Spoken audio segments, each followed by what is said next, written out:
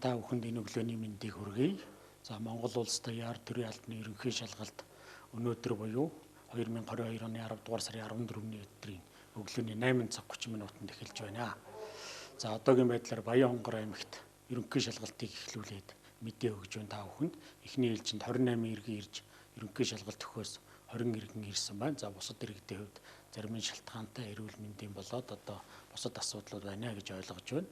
За улсын хэмжээнд нийтдээ 5885 иргэн шалгалт өгөхөөр бүртгэгдсэн байгаа. За үүний дийлэнх хувь нь бол нийслэл хотод байдаг. За бусад нь аймагуудад явна. За Баян-Хонгор аймгийн хувьд шалгалт маань 2 өдөр үргэлжилнэ. Өдөртөө 4 ээлжээр орно гэж тооцоолж төлөвлөсөн байгаа. За шалгалтын бэлтгэл ажлын хувьд аймгийн хэмжээнд нэлээд сайн зохион байгуулсан байна. Тухайлх юм бол одоо тог цахилгаан тасрах юм бол цахилгаан их усүрийн бэлтгэлийг хангасан байна. За шалгалтанд орж байгаа иргэдийн одоо захим хэрэгслийг түр одоо авч үлдэж байна. Өөрөөр хэлэх юм бол энд иргэд маань одоо захим тооны машин, жихвч, гар утас, таблет гэх янз бүрийн одоо материалуудыг авч орохыг одоо оролддог байгаа. Тийм учраас энэ байдлыг одоо хаазгасоосон байна. За дээрээс нь одоо иргэдийн эрүүл мэнд энэ халдвар хамгаалалттай холбоотойгоор мөн одоо гар ариутгах за бусад асуудлаар бүртгэл хийж оруулж байна.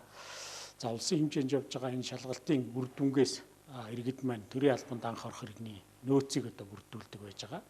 За шалгалтын үйл явцтай холбоотой бас төрийн албаны хуулинд өнгөрсөн 7 дугаар сарын 5-ны өдөр өөрчлөлт орсон. За энэхүү өөрчлөлтөөр энэхүү шалгалтыг одоо улиралд болгон одоо авдаг байдлаар зохион байгуулж байгаа. Тийм учраас иргэд маань бол одоо энэ удаа шалгалтанд орж амжаагүй байх юм бол он гарангууд 1-р улиралд багтаагаад орох болцоотой ийм асуудлуудын зохицуулт явж байгаа. За дээр нь шалгалтын журманд мөн одоо өөрчлөлт орох ажил төрийн албаны зөвлөлтөд нэгтгэгдээд төсөл боловсрогдож явж байна. За шалгалтын журманд өөрчлөлт орох юм бол магадгүй энэ шалгалтын босго оноо бас доошо буурах ийм чиглэлийн зүйлүүд байгаа баха. За иргэдийн ерөнхий шалгалт гэж байгаа байдлын энэ шалгалтын бүтцийн хувьд бол эхлээд ерөнхий мэдлэгийн шалгалт гэж өгдөг байгаа. За энд Монгол улсын түүх, соёл, нийгмийн эдийн засаг, төрийн удирдлагатай холбоотой сорил даалгаврууд ирнэ. За дээр нь нэмэгдээд мэдээлэл технологийн ханган шатны ур чадварыг сорьсон сорил даалгаврууд байдаг. За дараагийн шалгалт маань монгол хэлний ярианы болон бичгийн чадварыг сорьсон ийм 30 сорил даалгавар ирнэ. За 20 оноогоор одоо тэнцдэг ийм босго оноотой.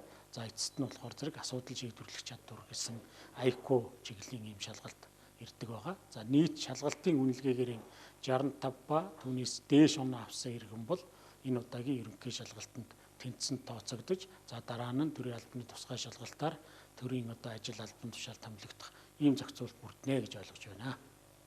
За ерөнхий төрийн албаны ерөнхий шалгалтаа өгөөд дөнгөж сайн ингээд баяртайгаар гарч ирлээ. Сая тэнцлээ. Тэгээд яг энэ 2 цагаас өгөх шалгалтанд нийт 24 хүн орсон. Тэгээд бас нэлээд хэдэн хүн тэнцээд гарч ирэх шиг боллоо. Сайн бас мэдсэнгүү. Тэгээд хувь хүнийхээ үднээс бол одоо бид нэр төрийн алба руу бэлтгэлийн шалгалтыг л ерөөсөө хувь хүнийхээ үднээс маш сайн хангалттай хийх юм бол их боломжийн байна гэж харж байна. Тэгээд ер нь Баян-Хонгор аймагт зохион байгуулагдж байгаа энэ шалгалтын маань бас хянагч хүмүүс за мөн одоо зохион байгуулалтын үйл ажиллагаа, тоног техник төхөөрөмжөөр бүрэн хангагдсан одоо 100% сэтгэл өндөртэй гарч ирж байна эндээс. Дараагийн шалгалтуудаа өгөх нийт одоо шалгагчдаа амжилт хүсье.